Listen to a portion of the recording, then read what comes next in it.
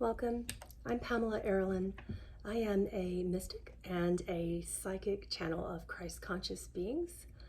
And sometimes I chant. Many of you have asked that, I think you sing. I'm like, yeah, I do have a lot of music on iTunes. You're all going to find it. In this series, I am reading from A Course of Love.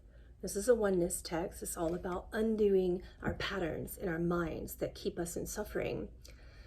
Which for me was not particularly this book, but just Oneness Path in general was the biggest undoing of fear that I've ever experienced. And by the time I got around to reading this book, and as a channel of Jesus, since around age 5 or so, I believe that I've been talking to Jesus and many other beings, but with Jesus in particular, when I was reading this book, he came to me, and everything I would read, he would begin to comment on.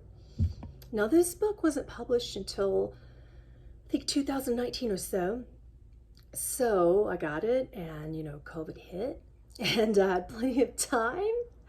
And I was just so stunned at some of the things that he was commenting to me. When I would read it, he would stop and say, yeah, this is this, and this is that, and what do you think about that? And we just had these big conversations, and I thought, I want to share that experience. It was just so beautiful. So that's why we're having this series. If you want more of these channelings, just go to my Patreon site at patreon.com/channeling Pamela Aaralyn. Or if you just want a session with me or learn more about me, you can find me at PamelaAaralyn.com. I also have plenty of older channelings that I've been doing since around 2015 or 16 here on YouTube. Welcome to check it out. Let's get started. We are finishing up the prelude today. I am a clear conduit channel, so what that means, for those of you who don't know me, I do trance, but not when I'm trying to teach simultaneously. That just gets super weird for me.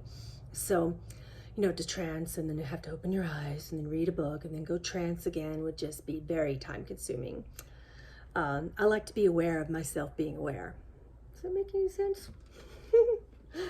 For some of you, it may. So anyway, we're on the prelude.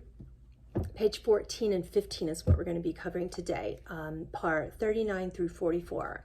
And I'll be stopping, clear conduit, eyes open, watching and listening to what he's saying for commentary, every couple verses or so. All right. Let's resume part 39, page 14 of the prelude. It says, the Christ in you is your shared identity. Oh, he's going to stop me right there. First sentence. He says, I simply want to bring into your awareness the loving truth that my Father once shared with me, is that the Christ is a consciousness, not a person. This means I am a child of God, you are a child of God, the Buddhas are all children of God, and we are not on a level. We are sharing an experience, an exchange. And this can become a shared collective identity.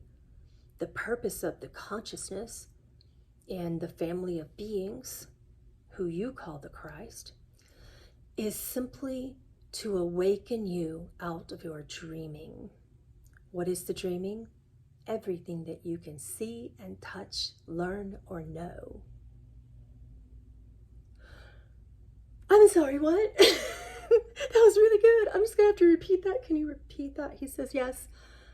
He says, what is the dreaming? Everything that you can see, touch, learn, or know. Whew, that's clear. So I can touch myself. That means I'm a dream too. He nods. He says, and you're talking to yourself, pretending it's another person. Well, that's kind of true for YouTube always, isn't it? When no one's there listening at first. But he means all of you. All right. Resuming this, it says on part 39, this shared identity made Jesus one with Christ. He's going to stop us again. Yes. Okay. He says, so did you know that I had to learn and then unlearn? Of course, I was born with a certain awareness of love. Did you know that you were as well? Of course, I went through what some may call stages of awareness, which look a little like you realize that the world isn't true. Part 1. Then you realize that your identity isn't true. This is the identity that you are a body, that you are a mind. Sometimes you even believe that you have personalities and that's you as well. You take upon that as well. But body, mind, and personality are all concepts. Then I had to become aware that there's an essence of me that is also God. I am like unto God, is what all of the texts have stated. I am like unto God. And then I became aware that perhaps that means I also am. And then, upon the ultimate unlearning of all conditioned culture, particularly in modern society, and even my society and my era of time-space distortion could be considered modern. And especially in your modern time-space distortion, we all had a point of awareness. You call it many things: awakening, ascension, you're calling it many things: enlightenment, realization, actualization, all of these words, whether you call it God actualized or self-actualized. I realized it was all the same. And everything else was a concept that blurred the truthful image of God, simply because I believed a dream was real. And then, of course, there was all this beautiful experiencing, much that you, in your yoga communities, would call the samadhi, the nadi, the kundalini rising, clairvoyance, clairaudience. All of the clairs are actual bodily senses. Spirit doesn't sense, because spirit just is. And when I realized this, I realized I am nothing. All of it was a dream. And all of these mystical experiences opened a degree of knowingness that I then had to unknow before I placed a learning upon God. God is omniscient, omnipresent. God doesn't learn. God is. Then I began to realize in that nothingness that I am also everything. Within the exchange of nothingness and everything that is, I realized there is no I. Did you know that this took many years? That this, in the persona and name that you know as Jesus, was not more or less difficult than your journey as a seeker? I exemplify that. This was my life. He wants us to continue on in part 39 still. It says, this shared identity made Jesus one with Christ. These two names mean the same thing. As oneness is what was always shared and always will be, you are eternally with Christ. The only way you can identify Jesus differently is to relate to the Jesus who was a man, the Jesus who existed in history. This is the same way in which you are able to see yourself as man or woman, as a being existing in a particular time in history. This one, or at best, three-dimensional nature of your seeing, is the nature of the problem. If you cannot see yourself other than as man or woman living in a particular place, in a particular time, you cannot see yourself. Thus, Jesus comes to you again in a way that you can accept, to lead you beyond what you can accept to what is true. He stops us. He says,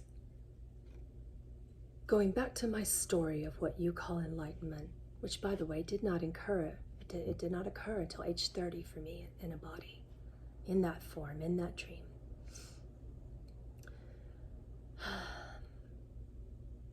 I began to realize that not only was my body and mind an illusion in these awakenings, but that I was potentially perceiving and placing valuations of pain or love or fear upon everything that I would see. Do you do this also? Would it be easier just to say, stop doing that? Is that too not a form of seeking to say, just simply stop being the mind? Was it that easy for me? He shakes his head no. However, I also learned that if I wanted it to be true, the dream was powerful and I was powerful. I had to accept the power of my essence.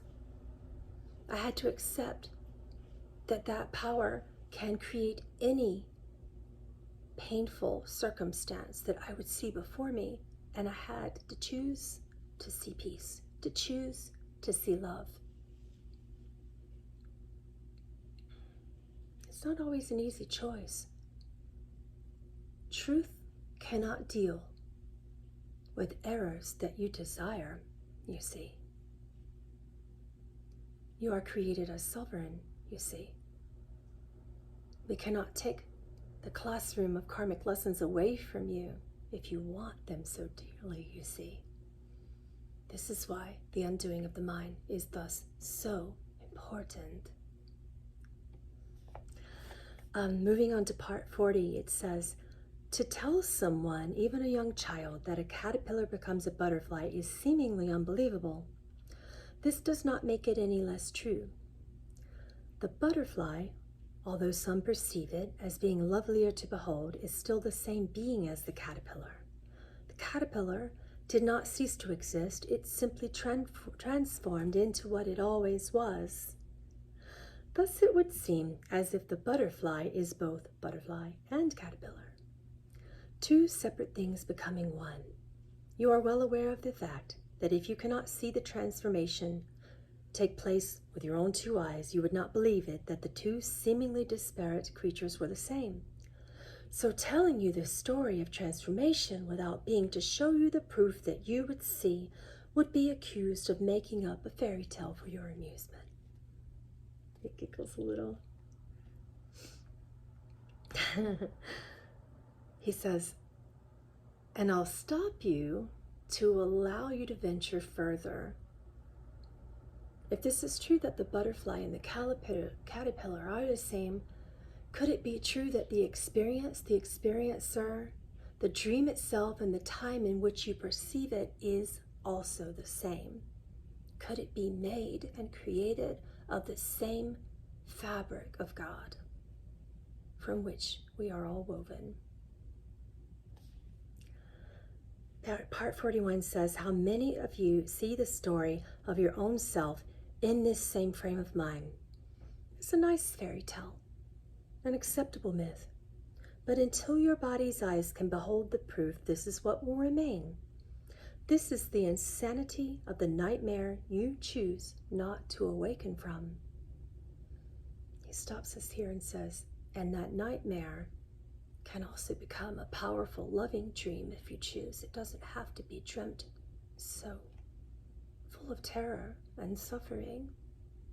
You choose how you dream. And if you don't like how you're dreaming, please choose again. I love you. See you tomorrow.